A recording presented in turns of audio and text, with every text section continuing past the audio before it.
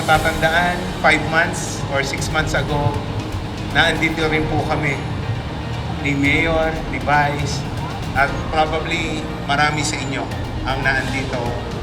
Kung inyong matatandaan, ito po ay parang ginagawa lamang parking yan eh. Mali ka po, puro debris lang, batuhan.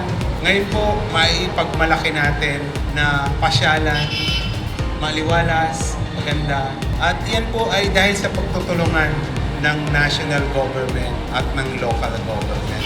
Kami po sa national government, sa pangunguna ng MMDA, at sa tulong po ng iba pang ahensya tulad ng Department of Budget and Management, ay asahan nyo na magdi-deliver po ng tulong, serbisyo para po sa City of Manila at sa buong Metro Manila. Now, here we are in a Green program. Nag-appropriate si Chairman para sa lungsod ng Maynila, lalong-lalo na sa Pandakan. Kung saan ang national government, local government, national agency, local government department nagtulungan ang nakinabang bawat mamamayan ng Pandakan.